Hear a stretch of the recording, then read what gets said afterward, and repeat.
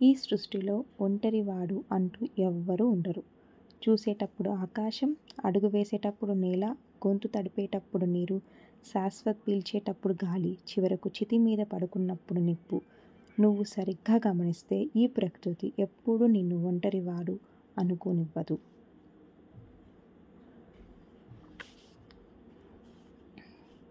ఎవరితో ఎంతవరకు ఉండాలో అంతవరకే ఉండాలి. అంతా మన వాళ్ళే అనుకొని మంచి కోసం ఏదైనా చేస్తే చివరకు మనమే చెడ్డవాళ్ళం అవుతాము.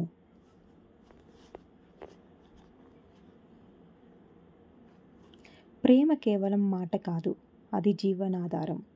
బంధాలలో ప్రేమ నిండి ఉంటే పరమానందాన్ని మించిన జీవితం ఉంటుంది.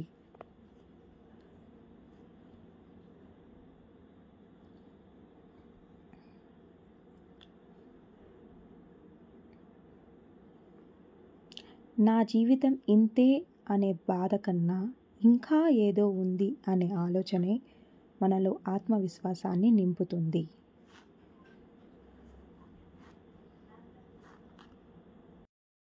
జీవితంలో ఏది కోల్పోయినా బాధపడకు.